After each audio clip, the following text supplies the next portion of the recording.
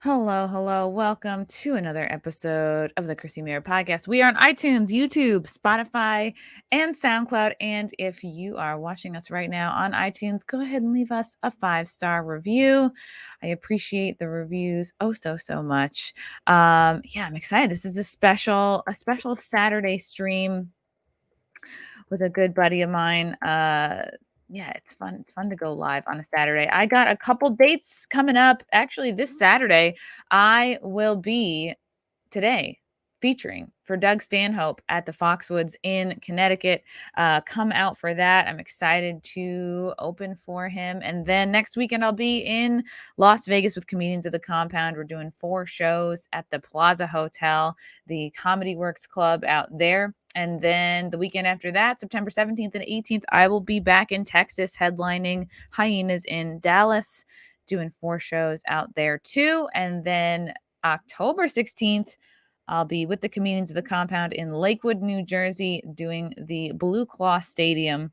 Then I'm off to California October 22nd and 23rd, doing 4 shows at the Broadway Comedy Club West with Bridget Fetisi and Sam Tripoli. Then I'm back in Jersey headlining TIFF's Morris Plains November 6th. Excited to do comedy all over this place. Quick shout out to our new sponsor, Drome. Dating apps are terrible. We all know this. They're superficial. They're face swiping apps. And then there's the supposed expert matching apps. Both usually waste your time. The solution is values based matching. If you're conservative, things probably aren't going to work out with someone who is a super lefty, and vice versa. Same with religion, lifestyle, how to raise kids, and other core values. Sure, anybody might be able to change to meet you where you are, but why not just find the perfect match right from the start? Drome is a free new values-based dating app. You pick your deal breakers and deal makers. There are no experts, no match percentages, and you don't have to addictively check the app. As soon as someone matches your deal breakers or deal makers and you match theirs, you get a notification. Drome is also video only for more human interactions. So go to drome.date/CMP in your phone's browser, click the iOS or Google button to install, and use the invite code CMP to sign up. And if you're already matched up, tell your single friends. And if you're thinking about breaking up with your current partner, get a head start. Get on it now. No, I'm totally kidding.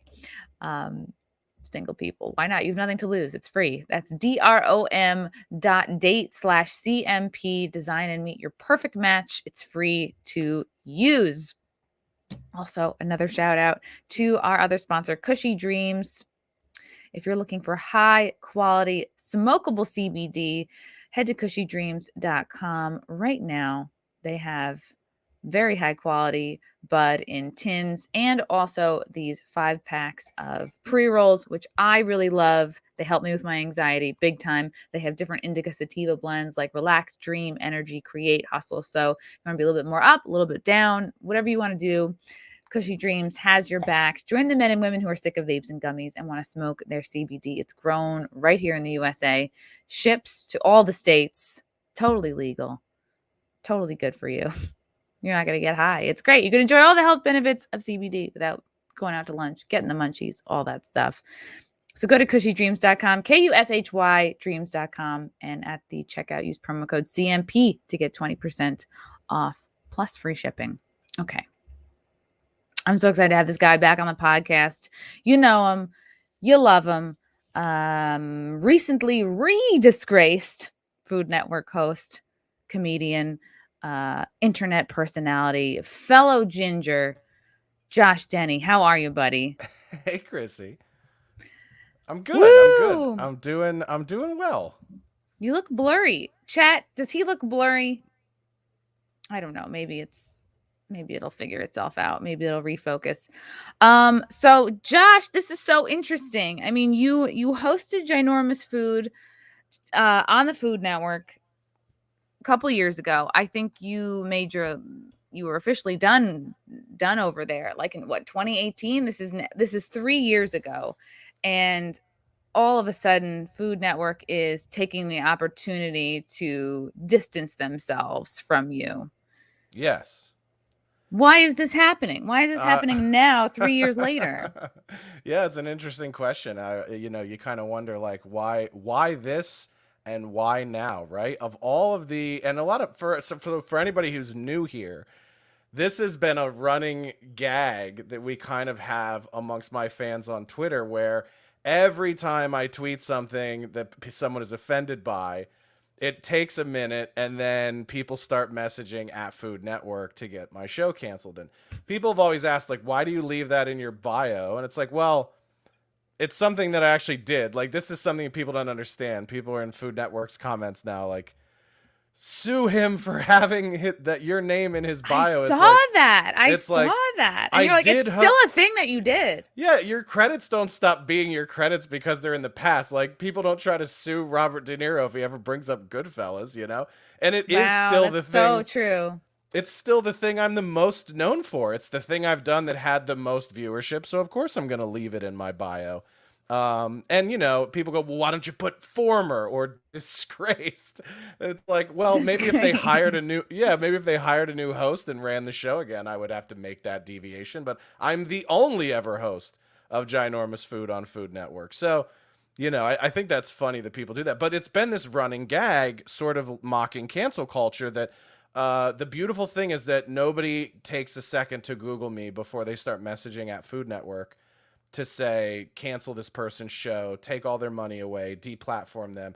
And so if you go through my Twitter feed, you'll see every time somebody does that, I'll post it on the Twitter feed with the, what was it? Who's that character from Ghostbusters? Was it Janine?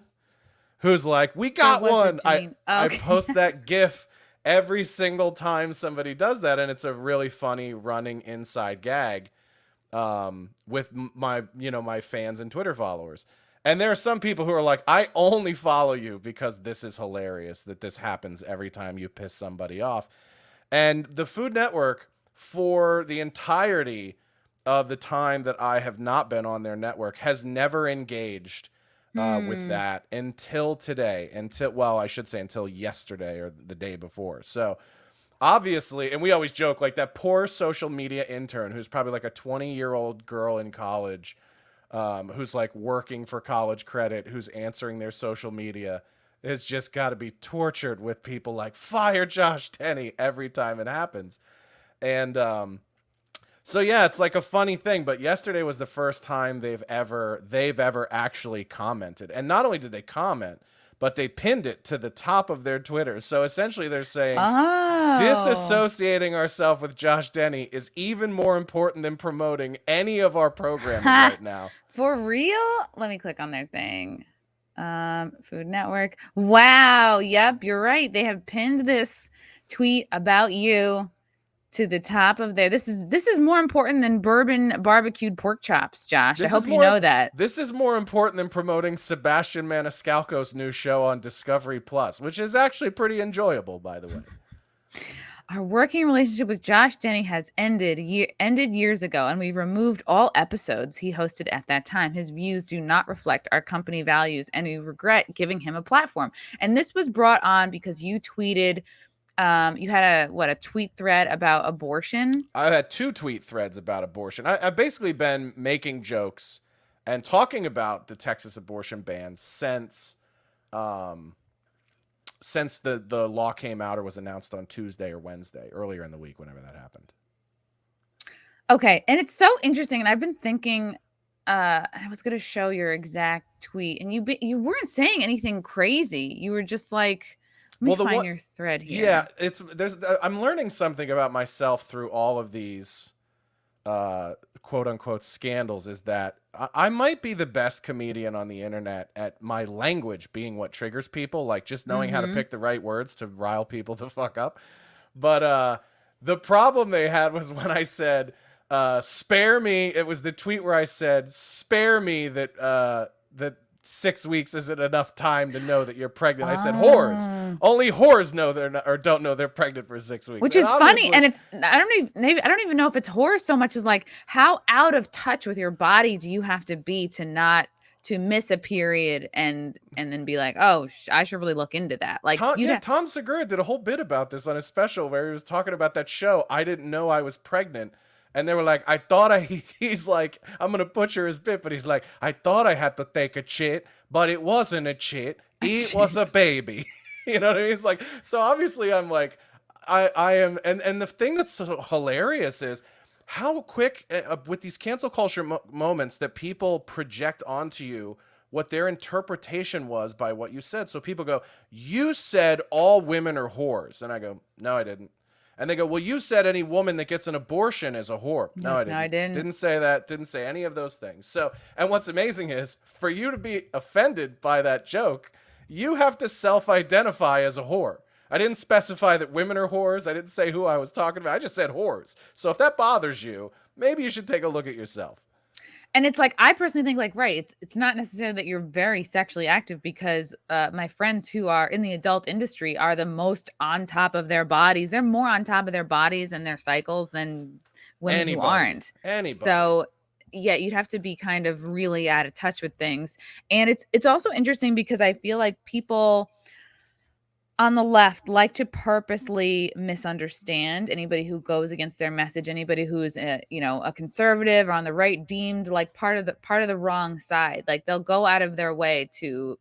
I've noticed this a lot. Obviously, like, Gavin McGinnis is a huge target, and that this is why I part of the reason Well, why I started this podcast. I love talking to people who are kind of purposely misunderstood, and then they bring back your tweet from. You made a tweet, I think it was in 2018, and you were like, mm-hmm. straight the term straight white men is now becoming like the N word because it's used in a disparaging way. It's used as an insult. Well, and It's it's used. also something that we blanketly blame society's problems for. Like, go back to the thing I always compare that to is like Goodfellas, right? Where the mobsters rob the truck, and he goes, "Yeah, just call in and say two black guys took the truck," and he didn't say black guys. Obviously, he says the N Okay. word. But it's like, and then I assume on the other end, the police were just like, "Yeah, that makes sense. They steal everything." You know what I mean? So it's like back then we just had this sort of racist social uh acceptance it's that funny. everything that was Yeah. bad in the world was Mhm. probably black people. And now we're just doing it to white people. Yet they will. I've seen this so many times. I even saw, like, George Takai had a tweet like, "Oh, is this the guy who had the N word tweets?" They will purposely kind of like misunderstand. They will purposely get you wrong on that. Like, you're comparing it to the N word. Like, you Right. are not. I don't think you were out there tweeting the actual N word. No, Um, but I have done that in the past when I'm quoting somebody, or if I'm making a bit where that's the punchline or that's part of the bit, or the one bit that people got mad about when I was on the TMZ podcast was I was trying to explain to the host, who was black, that a white comic can use that word talking about someone else saying something offensive, and then I'm making comedy to kind of show why their point of view is offensive or wrong. But I go, I make the creative choice in that joke to use their language because I want to put the audience in a place that is as uncomfortable as I was, because okay. without putting them there, the punchline doesn't work as well. And so, but I go, listen, my point of view on language is this: when it comes to art or anything creative, anything goes. You have the responsibility as the artist to take the risk if you want to, and you deal with the consequences of that risk, and then that sharpens you as a comedian. You decide, do I want to keep doing that bit, or do I not want to keep doing that bit? So I'm an anything goes in comedy kind of person, but the problem is people will try to take jokes that I make as that comedian and then tie them or attach those things to points I also try to make on Twitter or on the internet, and then draw a correlation between the two that isn't there. Right. Wow. And that's the thing, is like, you're not an idiot. You know the potential blowback you can get from even writing out N word. You don't even have to say the actual N word. Like, Sure. and I think, for as far as comedy goes, right, nothing should be off limits. The only thing that should curtail your jokes or your set would be the lack of laughter. If someone is not laughing, to me, that's motivation to tweak what I'm doing. Yeah, absolutely, right. But the other thing is you and I both know there are so many comedians who are critical of people like me or people like you who kind of say whatever they want. Um, but they never take those risks. Like, they'll go to open mics or they'll go to shows and they do the same fucking 10 minutes they've been doing for 15 years. To me, I always tell people, like, if you're not ever bombing, you're not ever getting better, because you have to take those risks to figure out, where you can kind of carve your path as a comedian. And for me, my path has always been what the jokes I like the most, and forget about, you know, the subjective, tangible markers of success, because everybody will go, well, if you were so great at comedy, you should be a millionaire. You should be this. It's like, okay, well, there are a lot of people who didn't make it until they were in their fucking 50s. I'm 38. I've been doing this for 15 years. When I first started doing stand up, the first person I ever met and talked to about it was Dave Attell. And Dave Attell told me, if you want to be a comedian, know that for 20 years, nobody's going to give a shit. And if you're okay with that, then you're ready to be a comedian. But if you think you're going to be famous inside 20 years, you're going to be disappointed. Then you must be Michael Che. Yeah. Right, or any of them. Yeah. Yeah. So and by the way though, there were a lot of people early in my career who had gotten to markers faster than me, and then they fizzled out and didn't do anything. And then there are people who have been doing comedy less time than I have, like Tim Dillon, who are monumental successes. Like, everybody's got to kind of find their own way. But for me, walking away from, like, I had a very successful career in corporate America. I made good money. And the decision to walk away from that was like, well, if I'm going to walk away from that, I'm going to do comedy. I'm going to do exactly what the fuck I want. Because if the promise of money isn't there and the promise of fame isn't there, which I really don't care about, it's really about, if the promise of wild wealth is not there, then I'm at least going to do whatever the fuck I want to do. Absolutely. And like the comics who are remembered decades later are always the ones who took risks, who spoke out about what was unfair, what was unjust in society, what was fucked up. Um yet now if you do it, I don't know, people want to ostracize you, and it's wild. Like, comedians who should be speaking the truth are the ones that are, there's many more of them falling in line lockstep with the government, with the mandates, with the powers that be. It's like, what's the point of having a platform and speaking your mind, unless it's like either they're scared or they truly are like sheep, and then Well, capitulation is yeah. weakness. I mean, these are people who don't have, like, I have the confidence that what I do. Hold on, sorry, I've got an alert coming. I have the confidence that what I do might not be for everybody, but the people that it is for, that's enough people for me to be able to make a living at this and to have a good life. So I'm not concerned about being the fastest path to success or the easiest path to success, because if I were, I would have just, and I went down that road with the Food Network, right? They offered me the show, and then Yeah, how did they're they like, find you in the they first found place? they found me through social media, through the internet, and they reached out to me. The production company themselves reached out to me and said, "We're interested in developing a show around you." And then And the what year was this? process, this was in 26, 2015. 2015? So and at first I thought it was like somebody fucking with me. I didn't even respond to the email until her second email. The producer from Lucid Media. So she reaches out to me. She goes, film something on your phone and send it in. And I fucking hate self-taping things. So I just threw some half-ass thing of me talking about food at a restaurant together and sent it in. And she goes, okay, well, they like you, meaning the people and originally their thought was this was going to be a Travel Channel show. So the Travel Channel executives, Courtney White and another guy named Neil, I can't remember Neil's last name. Kneel But down. no. But they were the ones who were looking at me in the beginning. So I don't know if they found me or if Libby from Lucid found me first, but they were all kind of working together and they're like, we like this guy. We think we can build something around him. And so then they sent someone out to film me at Fat Sal's in Hollywood. This is like December of 2015.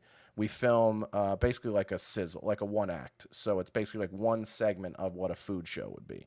And the segment was me in the kitchen with the chef, me interviewing the chef, and then me riffing with people in the restaurant. And it was just, we just put that, they cut it together, they sent it to the network, they go, cool, we like him, go shoot a formalized sizzle. So with a crew, with lighting, with everything else, we all fly out to Atlanta, and we spend a day filming a place in Ackworth, Georgia called Henry's Louisiana Grill. And that is essentially a dry audition to see if you can do the job. Can you eat the food? Can you engage with people? Can you work with a crew? Can you take direction? All that stuff. And so we go through and we shoot that. And then they like that enough to order a pilot. So we order a pilot. We go to San Antonio. This is now, so that was January of 16. Now we're at April or May of 16. And we're filming a 4 or 5 day shoot in in San Antonio, Texas, and then the pilot airs in June. The pilot does pretty well. It does like 600,000 plus viewers, which for a fucking pilot on a Saturday afternoon is insane.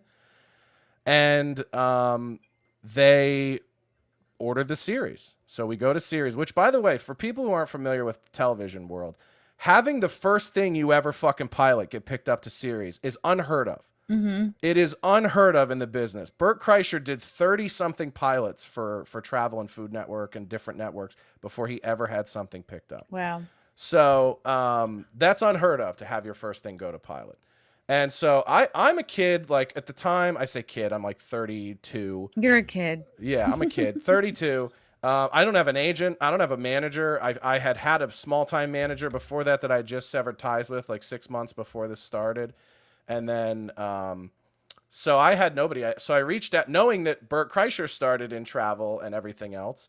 And then, as a stand-up and then worked with those networks. I was like, I want whoever he works with who's familiar with this stuff, I'll reach out to them.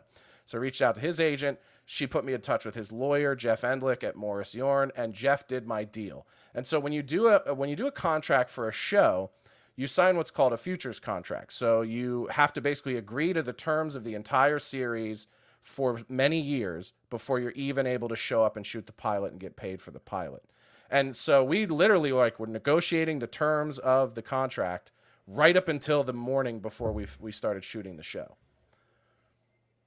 And it sounds like during this process, they had a lot of opportunities to look at your Twitter, do a Google search, see what you Yes. were about comedically. So they don't do that when you shoot a pilot. But when the show got picked up to series, I had to agree to consent to a investigation, like a background check investigation. And not your normal, we'll check your credit and your criminal history. It's like, we're going to check everything. You're gonna check your dick and balls. Yeah, they sent a dude out. He looked in my asshole.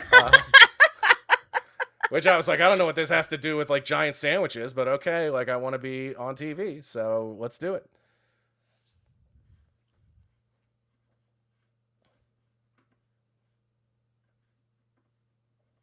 We're still here. We're laughing about your asshole. Can you see me now or am I still blurry? Yeah. No, you're great. You're so sharp. So anyway, and then before we go to film the series, there's two things we have to do before we start. When the series is picked up, so the show gets picked up in about, I think, July, and the announcement comes out that they've ordered 6 episodes, and then we are set to start filming in September. So two things have to happen before September. I have to consent to this investigation, and then I have to go to Food Network headquarters in New York and take a safety class, like a food safety class. And so after the background check, how to handle raw chicken and such. Yeah, I know, like how to not burn yourself on an oven. I'm assuming they do this for insurance reasons. So if I like melt my face with fucking hydrochloric acid, I can't go, well, they didn't teach me not to drink that, Mm-hmm. So I had to do that with a culinary producer, and that was in September. But before that, the results of that background check come in, and we had a huge conference call with the head of PR at Food Network, the president of Discovery, Kathleen Finch, who at the time was the president of Food Network, and Courtney White, who was basically the person who kind of brought me to the network with Libby at Lucid, who at the time was the head of Travel Channel and is now the president of Food Network. And by the way, through this process, not only did the show get picked up, but Kathleen herself watched my pilot and said, I don't think he's a Travel Channel guy. I think he's a Food Network guy. So not only did they like me enough to give me a show, they promoted me to the bigger network. Wow. As the series was picked up. And so, listen, I'm not saying all this to suck my own dick. There's a story arc we're getting to here. It wasn't... Not only did these women like me, they liked me so fucking much that they continued to move everything up. Okay? And so the show goes to Food Network.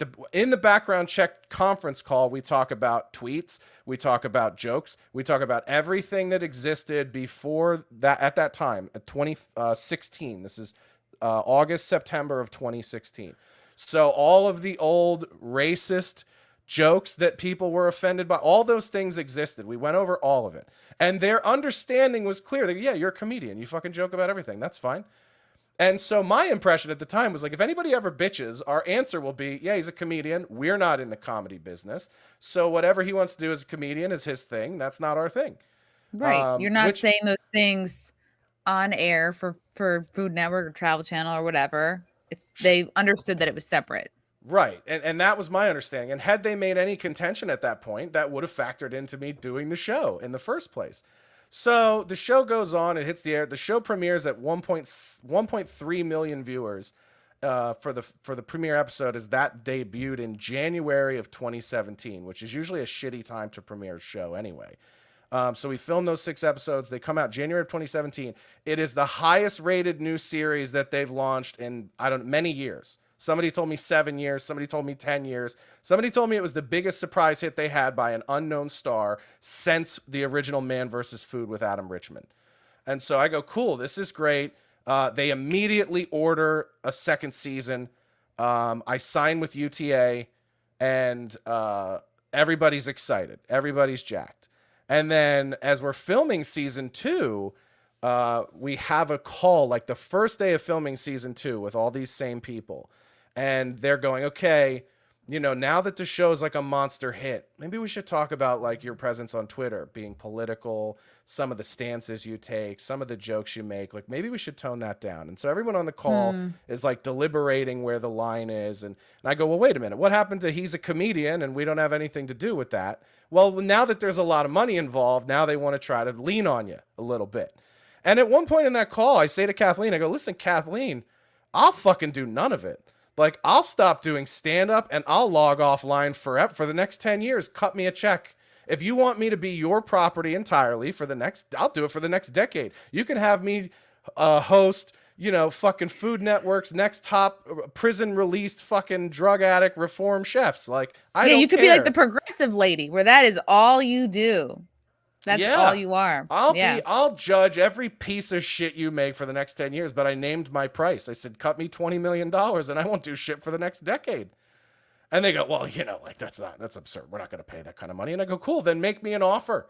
Make me an offer, because right now what you're doing is you're asking me to stop doing the thing that I took the show to help grow. Like, I did the show to help my career as an entertainer, doing the things I wanted to do. And they took you because of who you were and your Right. sense of humor to boost their network. And listen, people can criticize how good I am as a stand-up, whatever. All that's fine. All that's fair. But I'll put this on the line against anybody.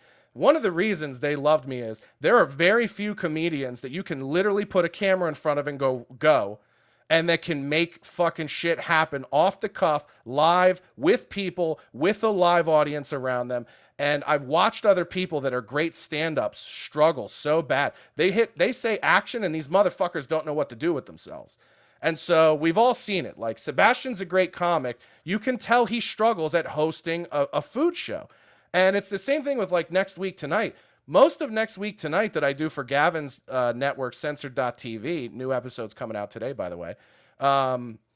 That's almost all off the cuff. It's like, here are some ideas I have for bits, and then I'm just going to roll. I'm just going to rant, and then I'm going to edit it down to being the tightest and funniest thing that I can do. So while there are a lot of other things that make comedians talented, the reason I think that they really wanted me is because that is something I have a proclivity for. It's something I have a natural talent to do, to be able to just meet a complete fucking stranger and immediately start talking to that person like we've known each other for 10 years.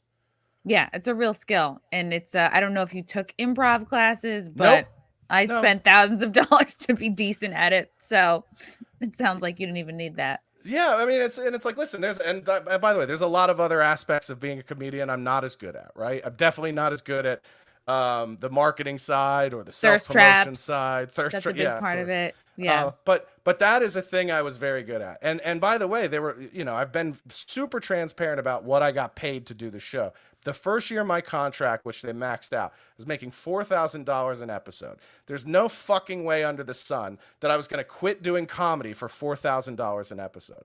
And when the show started taking off and doing all these numbers, the show ended up being syndicated in 14 other countries. So they immediately started selling it to foreign markets. And the advertising guys I met when we were filming in Detroit told me the show was making 9 figures in advertising revenue. Not 10 million, not 20 Wow. million, over $100 million in global advertising revenue in its first fucking 2 seasons. Now, they could have been jerking me off. All I have to go off of is what they told me. So when the ad guys are telling you your show is making us so much fucking money, Yeah, why I would they go, lie about that? yeah, I go back to my agent and go, I think we should bone up what we're getting paid. And also, I'm writing 75% of the show because it's all off the cuff. So I should have a producer credit on this show. I should own a piece of this show. And so I asked for those things as we're going into season 3, as we're midway through season 2. And then they start coming with all right, well, now we're going to move you to Travel Channel. And they do that to lower your ratings, right? Make you look like you're less viable, make you look like people are Hmm. snoozing on the show. So it's all a negotiating tactic. It's all a marketing That's tactic. because you were asking for more money and a producer Yes. credit. Yes, I wanted ownership, and I was like, I'll take either one. I either want a piece of the profits of the show as a creative person, or I want a raise for my salary. I don't need both, but you got to do something.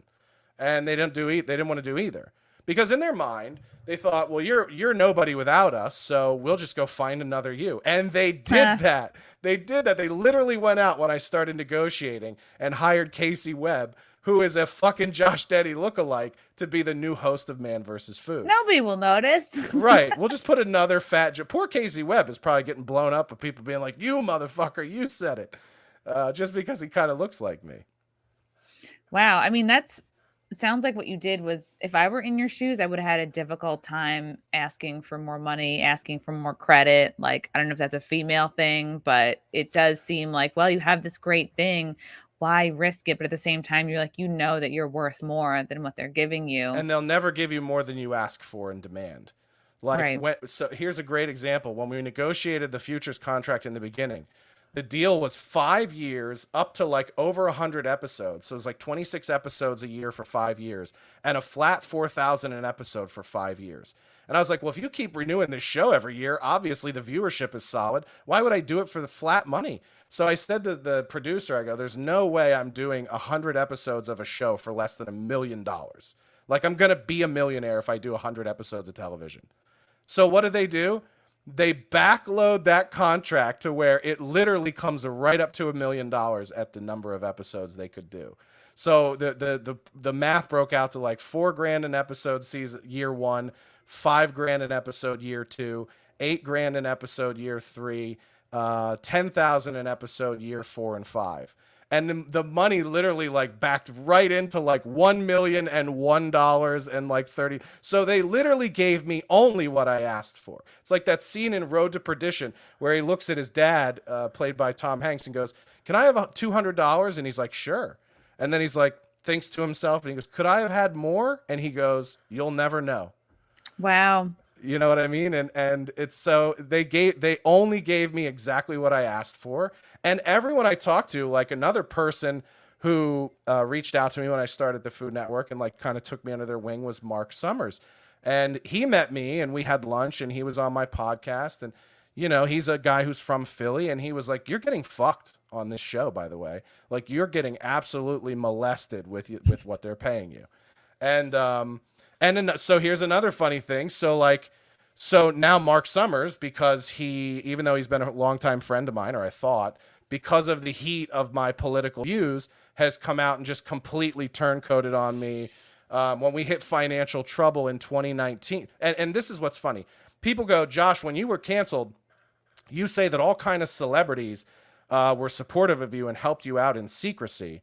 And, you don't name those people." And I go, "Yeah, because I don't want to drag them into my shit. Like, they can be supportive, but they don't have to That's agree why they with me." DM you. If they wanted it to be public, they would tweet. Yeah. Right. And so when I lost a job a year after I was quote unquote canceled in 2018, I was hired to a job in corporate America and then fired 2 days into that job because a woman at the company complained about what I had done as a comedian, which again, everybody at that company knew about. So we were I kind of put all my eggs in that basket financially and deferred a lot of bills, knowing that the first paycheck from that job would cover everything that we owed. And then I got fired on the second day. I ended up suing that company and we lost in summary judgment last year. But I was put on my ass from that happening, and we immediately like had nothing. So I did a GoFundMe, And Mark, as a friend, reached out to me and said, "Hey, man, like, what's going on? What do you need help with? And I want to help you." He's like, "I don't want to put it on GoFundMe and I don't want it to be public, but like, I want to send you something as a gift. You don't have to pay me Oh. back. I want to help you out, right?" And then, so he recently started like passive aggressively jibing me about my political beliefs, calling me crazy, saying I'm a lunatic. And I keep replying and going, "Dude, if we're friends and you have my number, let's have a conversation. Don't And publicly virtue signal at also, me." I wonder if he's trying to do that before you can be like, "Wow, thanks to Mark who supported me, helped me, Right. Maybe. help, you know." Maybe, or maybe somebody else was like, "Hey, you were on this guy's podcast, and like he's mentioned you as a mentor and a friend." I never mentioned he helped me, or helped us. But what's interesting then is he goes, so I go, "Stop being passive aggressive to me on Twitter. Like, I appreciate everything you've done. I appreciate your mentorship and your friendship. But if you're gonna virtue signal at me on a public medium, you can go fuck yourself. We're not friends." And then he goes, "Oh well, then you can pay me back the money you owe me." And I go, Oh, "Money I owe you?" I go, "So now your gift is a loan because you don't like my politics?" oh, And that's and so so I classless. start I Ugh. start texting him, and he's like, I go, "Listen, I'll pay you back whatever you think I owe you if you really want to." I go, "I just want you to admit that you're full of shit and that you're lying." And he's like, "No, you asked me for money." I go, "I didn't ask you for shit. You called me and offered to help." And I remember what he told me at the time. He goes, "You don't have to pay me back. You're a good guy, and I know you're in a rough spot, and I know that you will make up good on the back end if I make an investment in you and help you." And so, and by the way, I did have other friends in our entertainment industry who did reach out and loan me money because I needed help, and they weren't like, "It's a gift, keep it." They were like, "You got to pay me back," and I did, and in some cases I still am. So, but I'm very appreciative of those people. I don't put them on blast. I don't try to ruin their reputation. Those are real fucking friends of mine. And uh,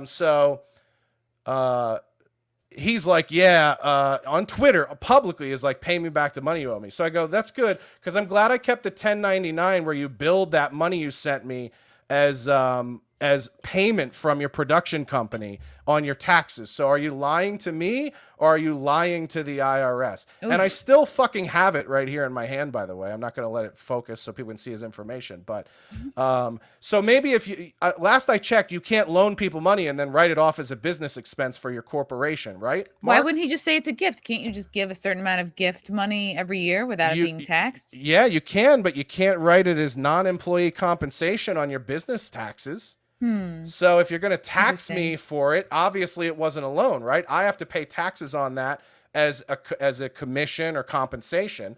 So yeah, you helped me out, but you asked me to pay taxes on it so you could write it off for your business. But now it's a loan that I owe you because you don't like that I'm anti-abortion. Got it. It's interesting. And then so there's been a lot of press since Food Network has come out again to virtue signal that they're not about you anymore. They are distancing themselves. And you've been interviewed. You know, there's been a lot of press, people that have spoken to you and people that haven't spoken to you. But I thought this was an interesting article from the Daily Caller. People are so mad at anti-abortion comedian that they want Food Network to fire him from a show that ended 3 years ago. Great headline.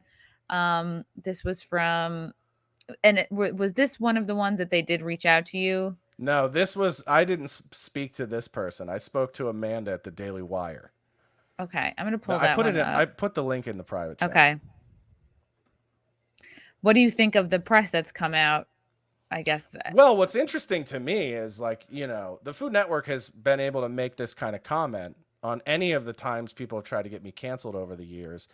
They chose this one, which is literally the most politically divisive topic I've ever railed against. And so I don't think they expected to get the response that they did, because half of the comments or more in response to what they tweeted was, "Oh, cool. So conservatives aren't, you don't want to fuck with conservatives. So we're done. We're going to cancel Food Network. We're going to boycott Food Network." So it's the kind of thing of like, you picked me being pro-life as the thing that you're going to now denounce me for and say that you Yeah. regret having ever given me a platform for. So that's why you're seeing all these conservative outlets cover this story and go, this guy didn't need to be denounced until he came out against abortion. So that's Yeah. a pretty clear declaration of war on conservatives that this network is making against, in my mind, 75% of their viewership. Yeah, I've been seeing a lot of comments, a lot of responses from a lot of even blue check marks being like, "Wow, this is the line you're drawing in the sand for your fans." Like it's really interesting. I was talking to Jessica Michelle Singleton about this yesterday about the Patton Oswalt thing. He canceled a couple of his shows because some clubs in Florida and Salt Lake City were not going to mandate everyone be vaccinated. And I'm like, that's a horrible thing to put on your fans saying you can't enjoy my comedy, you can't come to a show unless you put an experimental injection in you.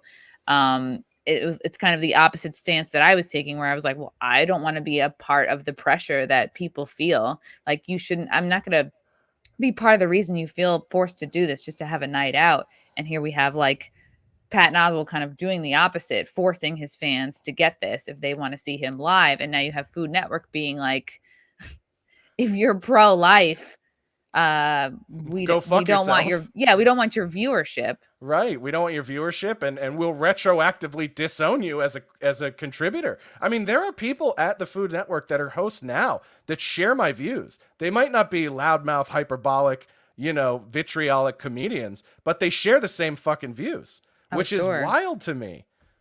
Yeah, especially a lot of these hosts are like, their brand is maybe more Midwestern, or their brand is more like country, or more like the salt of the earth American type. And it's like, yeah, odds are they're probably not uh, pro abortion. Well, and part of the reason I think I get along with people like our friend Candace Horback, who is an OnlyFans content creator, but also a mom and has conservative values. And Gavin McInnes as well. Is I think we represent a new breed of conservatism, of people that are not just one dimensional in our views. Like, I'm super libertarian until it comes to the concept of abortion. And I think, people always say, well, we wanted abortion to be safe, legal, and rare. And I think we've just gotten to a point in this country where for it to be safe and rare, it can't be legal. I mean, an overwhelming percentage of abortions are not rape, despite what the fucking internet comments will tell you. Hmm. Everyone has not been raped by They their father will in a make in it a seem sex. like it's all rape They and it's make all being Oh, attacked. every woman offended by my joke was raped by her father at 12 and not able to get an abortion, according to them. They're all in sex cults. It's just like everyone wants to pretend that this one off is the standard, and it's not. Like, an overwhelming majority of abortions are just because you can get it. And if you couldn't get it, I think women and men would both take more precautions to avoid unwanted pregnancy. I mean, and laws, for the most part, have to be consequences to steer behavior. Like, this is my argument about abortion. What is the purpose of laws in our country, right? The purpose of laws in our country is to uphold an agreed upon morality. And so if we agree that human life is valuable, then our laws should reflect that. And if our American promise is to give people life, liberty, and pursuit of happiness in that order, then I think even children in the worst fucking circumstances should have a shot, should have the opportunity to live and make something of their lives. I mean, Joe DeRosa and Corinne Fisher got into a huge debate about this on Without a Country because Joe is adopted. And think Hmm. about how fucking great Joe DeRosa is as a person, as a comic, as a sandwich maker. I mean, Yeah. Jesus Christ, all these fucking great things that Joe DeRosa had. And God forbid adoption wasn't an option and we would never know who Joe DeRosa was. That bothers me. And there are so many other great examples of friends and people I know who are the product of adoption. Marcus Lemonis, the billionaire, adopted.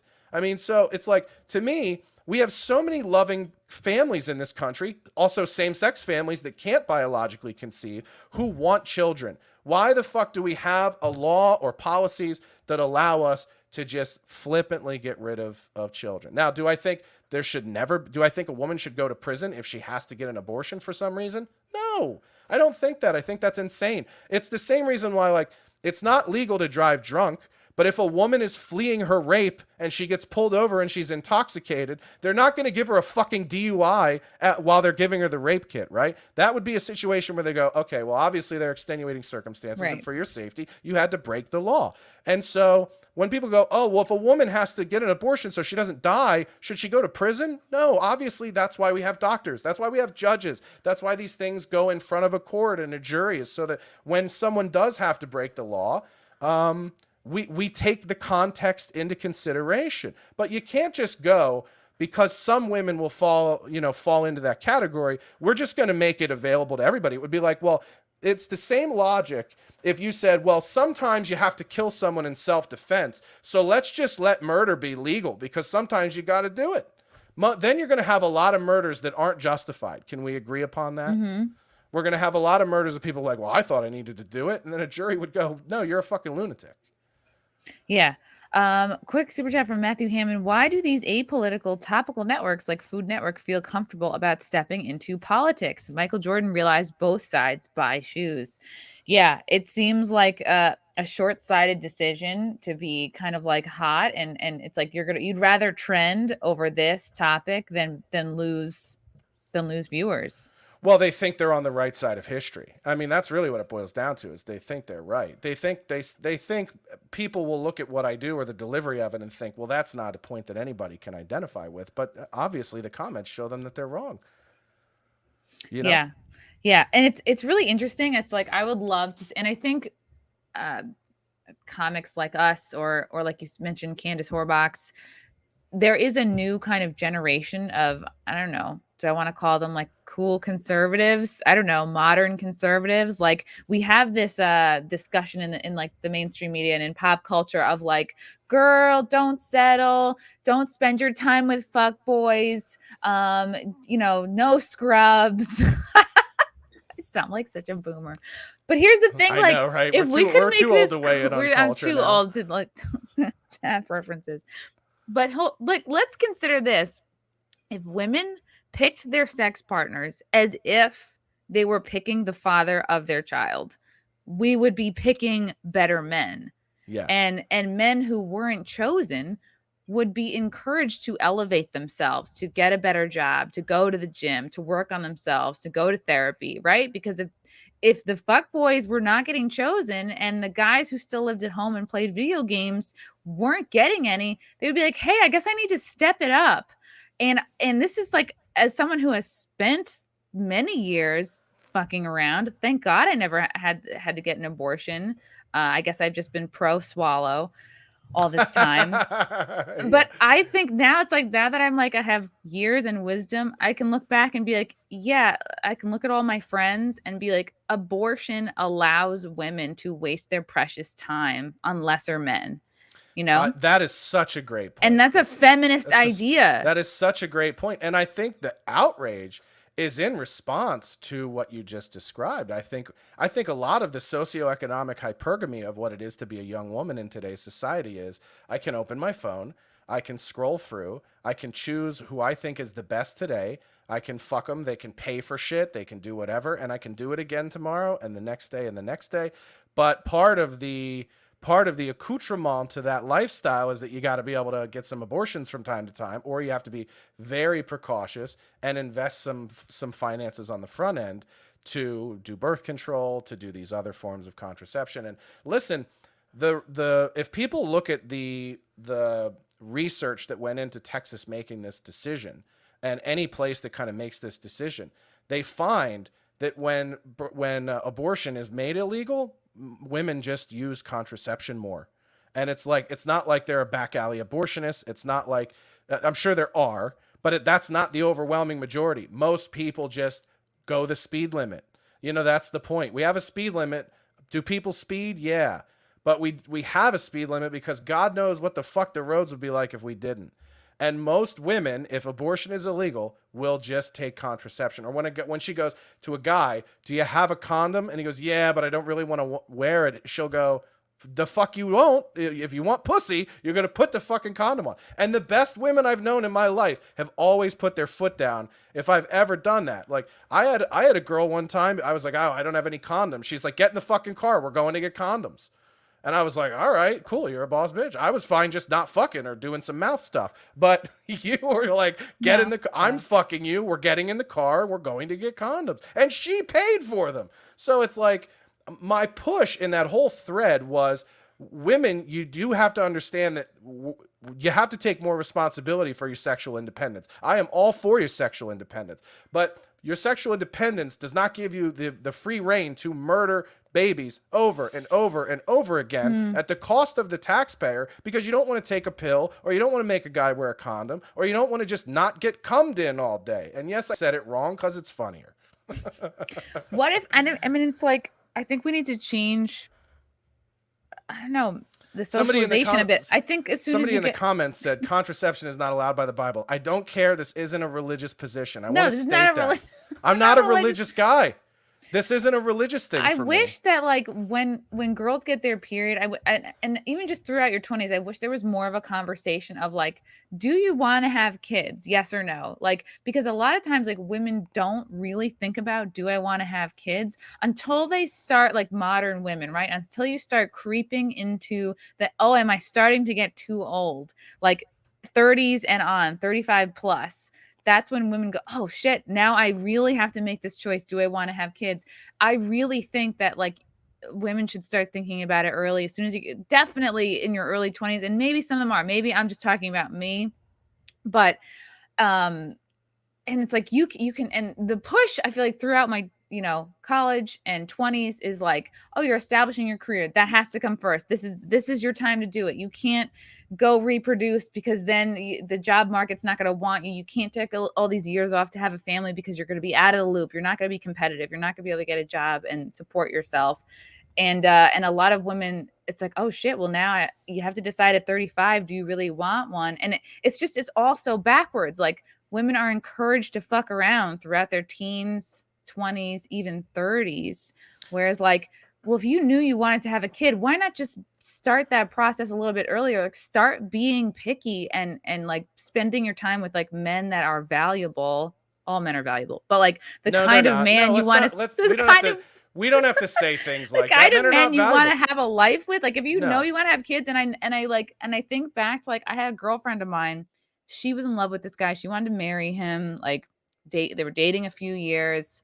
I know that she wanted to get married and have kids. She definitely wanted to be a mother. She got pregnant with this guy, thinking, like I don't know if they were planning it. It just happened, right? Things happen. It was the saddest thing in the world, listening to her talk about she was going to go get an abortion because this guy didn't want it, and ultimately that's a sign that they weren't going to be together, and then they broke up shortly after. And I'm like, that's the saddest fucking thing in the world, that my close girlfriend who really wants to be a mom has to go and get an abortion. And who knows? And then she moved away. She moved back to Texas. Who knows if she was able to, like, she's like, I really do want to be a mom. I'm gonna have to just do it on my own. I'll figure it out. Maybe my mom will help or something. And I was like, this is tragic that this is somebody who wanted to be a mom and thought she was picking the right guy. Um, and that's the thing, is like, maybe you just don't see the signs. It's like figure. I don't know. I think we need to get It's an more imperfect. serious sooner, you know? Yeah, I think you're right. I think you're talking about another side of it, right? And it's you said something earlier that I want to touch on that I think is a really great point. We went from women should have the freedom to have sex with whoever they want, to encouraging it outright without any sort of stipulation of like, yeah, but that also should align with what your life goals are and what your values are. Like the problem when women in empowerment rap songs or whatever say like, yeah, my pussy, my body, my choice, and they're trying to encourage women to be sexually free, that doesn't mean to be sexually irresponsible. And listen, you can take as many fucking loads as you want, but your lifestyle should be wrapped around that as a choice. Like, listen, this same premise about that women have about abortion would be like me eating the way that I've eaten my entire life and then bitching that I'm fat and blaming the restaurants for being fat. If I want to eat like this and enjoy the things that I eat and I don't want to be fat, I have the option to work out all the fucking time. And if I don't do it, it's cause and effect. And so it's not the government's job to prevent the effects of the things that your lifestyle causes. It's your responsibility. And women in this country have proven that they will not take that responsibility unless their hand is forced, because the overwhelming majority of abortions are unnecessary and avoidable. And that's my contingency is I don't think we're going to eliminate unnecessary and preventable pregnancies. That's the thing. I'm not trying to save babies. I'm trying to prevent unplanned and unwanted pregnancies. And the data for the last 20 years since I graduated high school shows us that women will not do that unless they have no other choice. And that as long as abortion is a choice, it will be a choice, and people will do it. And I tried to make an even greater point that I think that does something to a woman psychologically and a man psychologically where it makes us value humanity less. And I think it makes us more desensitized and more sociopathic and less empathetic, and we don't see each other as human beings anymore. And people talk about that all the time in the politosphere of, well, we disagree and we can't even see each other as human beings anymore. You don't think like on-demand abortion contributes to that psychology of our culture? Mm-hmm. And then there's the whole separate conversation of like Planned Parenthood selling baby parts straight out, like, and whatever fucked up shit is happening with the remains of these babies. I mean, that's a whole other episode. But even if Yeah. you're not even on the side of like religion and like the life, right? Like my argument is like, yeah, ladies, like if you take a look at this and analyze it a little bit deeper, like you will save years of your life. Like you will just waste less time with guys who are never gonna be serious with you, and you were never gonna be serious about them. It's like, and I'm all for it. Sex is great. There's nothing better than great sex. But like it's that you're kind of as a woman encouraged to like really fuck away a lot of your best years, you know? Yeah. Yeah. I mean, And and then you you're like, know, "Oh shit. I'm 35, 6, 7, 8, 40 years old. I have one shot at a kid and it might come out with problems because I spent my 20s and 30s like fucking around because I knew that I could always pull the parachute and I'd have a get out of motherhood free card." yeah, and where I this is where I deviate, and I think you do too. I won't speak for you, but I think this is where I deviate from a lot of like religious conservatives is, they would be very discouraging of women going through any sort of sexual exploration to discover themselves or find out what they like or what they want. And I would never discourage that. But with great freedom comes great responsibility. And if you want to be sexually promiscuous and do those types of things, then you got to plan. You got to be protective. And people go, yeah, but sometimes birth control doesn't work. Well, sometimes it's yeah, but that doesn't mean don't use it. That doesn't mean don't do it. It's your choice, and you got to deal with the consequences of that choice. And so, it's. I think it's a pretty simple thing when you look at it from a very objective standpoint, and that's based on the sort of understanding that our legislators have a responsibility to build laws around what makes our culture or what makes our society closely reflect the values of our culture. Yeah. And I think life, liberty, and pursuit of happiness are values we all agree with. And I don't think you should have to, kill another person to pursue, and this is the thing that always bothers me is like women go like, well, I had to make the difficult decision to get an abortion at 20 because I had my whole life ahead of me and I wasn't ready and I didn't have the money. And this is always the phrase that I It's true. love. Kids And are expensive. it Like, is, right? And that all might be valid, right? But that kid could have got adopted somewhere and made something of themselves. And now you're fucking 40 and you haven't done anything with your life. So in hindsight, was that murder justified? Because you killed the person so that you could have a better life and you didn't fucking pan out either. So it's hmm. like it's a very Well, it's strange justification to me. it makes it very tragic if when you end up being in your late 30s and 40s and you're like, fuck, I really want a kid. I imagine how tortured you must be. And all my girlfriends who've had abortions, and not that there's that many, three maybe girls that I was friends with, but it's like it's a jarring experience. It's not I mean, I've never been in those shoes, but from what I've heard, it's like it really fucks with you mentally, physically. It fucked with me. I mean, I had there's two abortions that I know about. You know what I'm fucking talking about? No, I'm just kidding. From you? Yeah, two From your abortions. loads? Wow. Two of my loads got dumped that I know Oh of, boy. and I'll tell you the situations. One of them was with a girl I was seeing when I was 23, and she was a friend's ex, so the whole relationship was on the fucking down low. It was very scandalous, and that was probably part of what was hot about it. And the time we went to have sex, the first time we went to have sex, she was like, and my dad told me when I was young, by the way, he goes, listen, if you want to fuck girls, you got to wrap it up, because every time I had unprotected sex in my life, I had a kid. So we're potent people. We're the Irish are the white Mexicans when it comes to reproduction. And he's like, you can't be out busting nuts. You're gonna have fucking kids. So wrap it up. So we're fooling around or whatever. I don't have a condom. She goes, it's fine. I'm on the pill. She wasn't on the pill. So she lied to It's me. fine. I'm on ivermectin now. Yeah. I'm on horse juice. I'm gonna deworm you. Yeah. Well, she didn't. And then but she called me like a month later, not even a month later. It was probably 2 or 3 weeks later. And she goes, hey, I just want to let you know, like, I left the abortion clinic and I want to talk to you about it because I'm feeling a little emotional about it. And I just made the decision to get an abortion. And it was because I told you I was on the pill, but I hadn't really been taking it, and I got pregnant. And I was like, I was bothered because I was like, why didn't we have this conversation before you went? And also, why wouldn't you have at least given me the opportunity to go with you and experience that with you and like feel this with you? Now you're just like, Right. There's a lot of shame, though. There's a lot of shame sure, around, yeah, like, I understand that. And I go, look, and at the time I'm 23 and I'm like, it's your choice. It's your body. And by the way, like, we're like, we don't know what this is. We're fooling around. Like, we're doing this in secret behind all our friends' backs. Like, I don't want to, I don't want you to, I don't want you to have to do something you don't want to do. So, but I did feel a certain way of like, man, like, it sucked not even being partnered in to make that decision. Okay. Fast forward years later. I have a one night stand with a chick who I don't know at all. And she calls me like 3-4 weeks later and she's like, I'm pregnant and I want to keep it. And she's Mexican. And I get furious. I'm like, I don't know you. I don't want to have a family with you. And this is what I said to her. You want to fuck around and blow a load in her. Yeah, of course. Well, and this is a situation. So I did use a condom.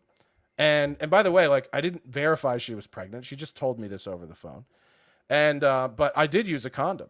And she's like, yeah, it didn't work. I got pregnant anyway. And it's like, okay, so if that's true, and if it's mine, I'm going to be very clear with you. I don't know you, and I'm not going to have a relationship with you. But if you're going to have a child against my will, or without letting me be part of this decision, period, then I will be more than involved in that kid's life. And I promise you, you'll be lucky if you get to see it at all. Like, I'll be too involved. I was like, I'll be a single father and you will have to fucking fight to spend time with my child. Right. And so then when I postured it to her that way, she goes, well, then I'll just go get the abortion. And it's like, so wait a minute. Huh? She was like, do you think, because some women who are like, not, I don't know. Somebody goes, was this the maid? Yes, this is the maid story. I've also known a lot of women to lie about being pregnant to keep a man. Like, maybe. Yeah. And I told this story in a more fun way when it was happening, on another podcast. But I was like, why do you want to have my kid? You don't know anything about me. And she was like, this is literally what she said. And this is why, we shouldn't really be entrusting women with the nuclear codes of with life mutually, exclusively to themselves. She goes, well, like, I come to your house and like you got a lot of DVDs and like you like a lot of the kind of movies I like. See? That was the justification. So let's have a fucking family together? Are you insane? Hey, you know what you'd be doing on Friday, Saturday nights, you don't have to fight over the remote. There's married guys out there wishing that they had that with their wife. Oh, I was just like, Jesus Christ. Needless to say, I got rid of all my DVDs immediately because I was like, if this is some sort of status of wealth and prominence, let me get rid of these fucking things. So yeah, it's just like, and this was a random situation. Like, she was somebody I'd met through a friend. And I was supposed to like come over and do some work. And then like we just ended up hitting it off and fucking fooling around. And then it escalated from there. And listen, she could have been lying. She could have been lying that she was pregnant. She also could have been lying that she was and got an abortion. And I could have a fucking 10-year-old kid running around out somewhere in Mexico right now. And if I found that out, I would want to be a part of his or her life and I would get involved. It's that simple. Like, if anybody came to me at this point in my life and said, I had your baby 10 years ago or whatever, I would go, okay, great. It's good to know. And I want to be a part of that person's life because I'm not a piece of shit. And so people try to throw in my face like, well, you've had abortions in your past or whatever. You haven't always been pro-life. Yeah, I haven't.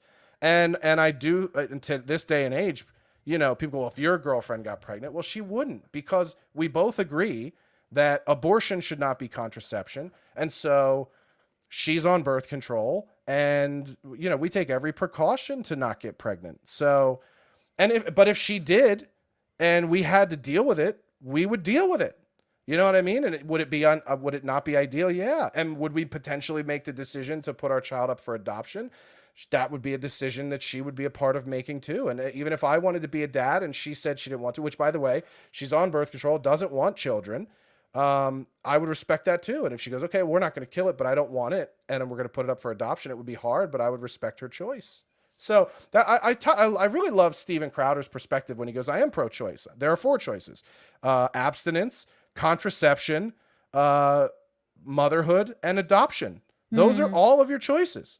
Yeah. And so I think that's a great. What about swallowing? That's also, you That's could just 5. we do a lot don't mouth stuff in the house. I'm so we big don't even on have to, swallowing. I think that's like why I've mouth never stuff. had a scare. I'm always just like, I know where to put it. I'm a responsible lady. I appreciate that about you, Chrissie. And also, I'll put this on the record. I'm way better at eating pussy because it's eating than I am at fucking. So I'm all about that. Like, let me do that. I see a new Food Network show in the works. Like, look, hear me out. There's a lot of eating, no food. It's basically man versus food, but no plates. Or like ginormous. And I always delicious. get the t-shirt. I always get my picture on the wall, and I always get the t-shirt. What would you call it? What would you call it? Like ginormous cooch? Yeah, I was going to say gash, but that's pretty jarring. Yeah, gash sounds wounded. You know what I mean? How about gotcha? Gotcha. I don't know, but yeah, I think we found my new food show for OnlyFans. And pussies. Diners, drive-ins, and thighs. And thighs! There you go. Hey, everybody, it's Guy Passeri. I just roll up in a 66 Chevelle and start eating some big girl from Milwaukee's ass.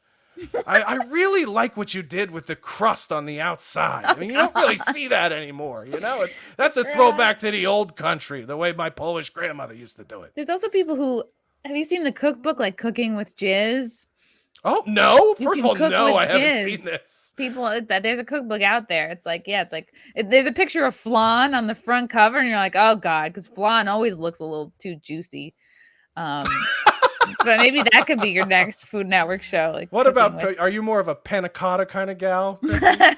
It's like, it's anti-abortion, and it's like pro-food, Cooking with Jizz, Yeah, I mean, listen, I am for, that's why I think it's funny when people go, why don't men get vasectomies? Why don't we I'm in favor of whatever you and your partner's choice of contraception and prevention is. But if you're a girl who thinks men, and this is the thing that nobody ever does, if you're a girl that thinks men should have to get vasectomies, then how about you put your foot down and refuse to fuck anybody that doesn't have one? True. If that's your principle and that's your morality, then put your money where your mouth is and don't fuck any guys that don't have them. So true. It's like, if you want to change behavior, then you got to draw a line in the sand. And I think that's all Texas is trying to do. They're trying to say, listen, we're tired of on-demand abortion. We're tired of the burden on the medical industry. I mean, imagine what those doctors who are performing abortions could be doing if they weren't doing that. Something maybe more productive or better for society. So, and I did mean what I said, like, I am somebody, and then people this isn't a libertarian point of view, but I do think we should have universal health care because I think we can afford it. And I think, but I think there has to be a limit on that. Like, do I think single payer or some sort of universal health services for everyone would be good? Yeah, because I think people would be a lot more productive, happy, and purposeful if they didn't have to worry about getting sick all the time.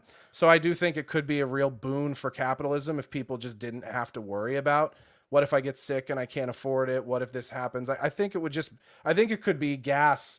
I think it could be like nitrous oxide for capitalism. It could be a socialist program that is actually nitrous oxide for capitalism, because now people don't ever have to really worry about their health. They can just go out and create and innovate and do all of these other things without worrying about the thing that I think 90% of people in this country spend too much time worrying about, which is their health.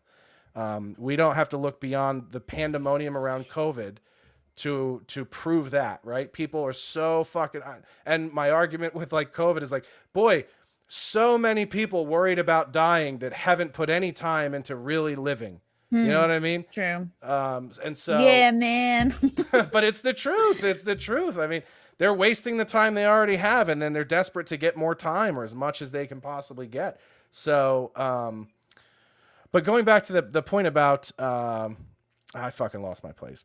Go on. We're talking about abortions, and I just think like the discussion needs to change. And I think like as a woman, I think the talk about like what are your values, what do you really want, needs to happen sooner. Like I think Yeah. we need to make that conversation cool to have when you're like in your teens and 20s. And of course that will change. Like I definitely didn't want kids when I was in college. I was like a full blown kind of radical feminist, and I was like I was drinking all the Kool-Aid on all that shit. But luckily I exposed myself and talked to people who thought differently than me, and kind of ended up where I am now.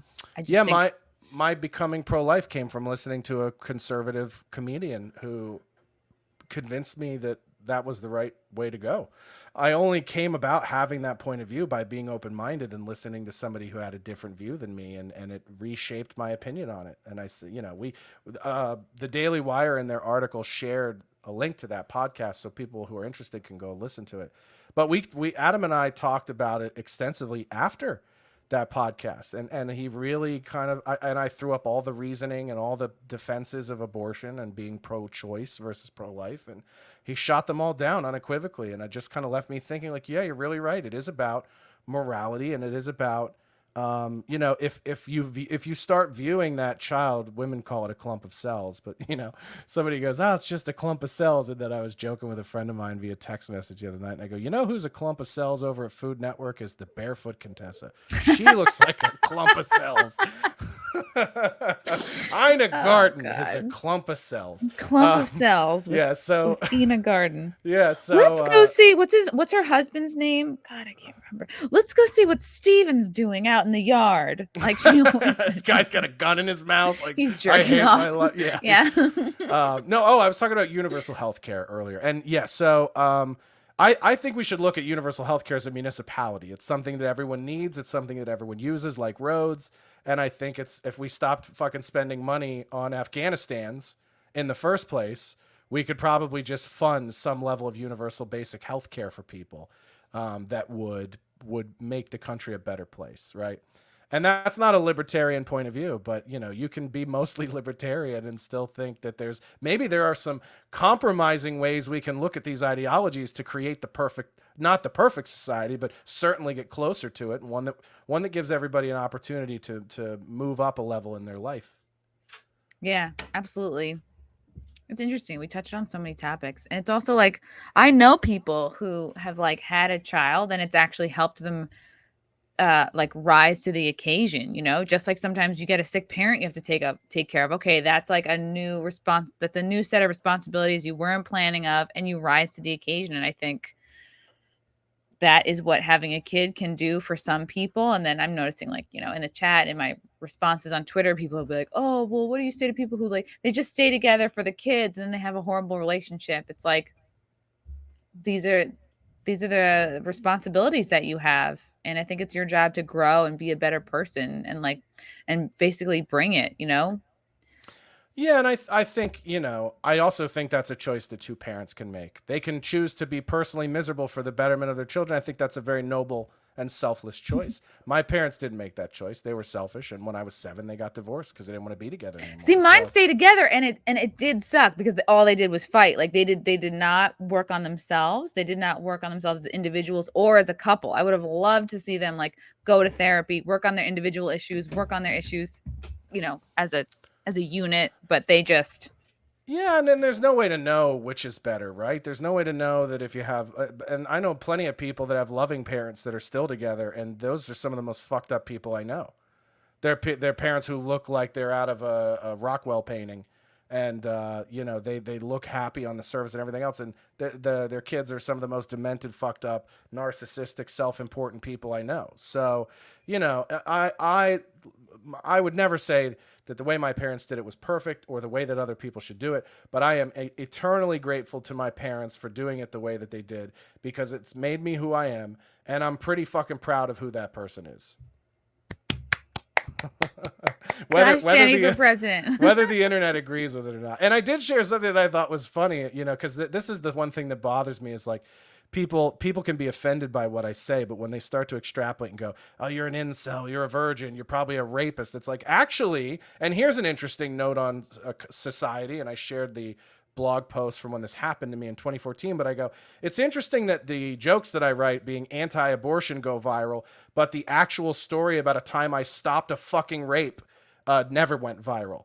That nobody talked about that and nobody cared about that. And I didn't, by the way, I didn't do it for the accolades. If you read the story, I talk about how reluctant I was to get involved in the first place, and that when push came to shove and no one else fucking did anything, that I was compelled to get involved at the risk of my own safety and do what needed to be done, and probably look like an idiot doing it, because I'm not Patrick Swayze in fucking Roadhouse, man. And by the way, when I tell this story, I've started in like 2016 or whatever, I started telling this at storytelling shows as a bit, pumping it up with jokes. But I go, the only thing I imagine more horrifying to a woman who's about to be raped is that your savior is a fat Kevin Smith in flip-flops. Because that is if I were about to get raped by a guy, the last thing I'd want is a bigger, fatter, schlubbier guy there to rescue me. I'd be like, oh my God, I'm going to die. Like, this is my fucking hero, right? So to me, it's like, it's a ridiculous thing, but that's what I think is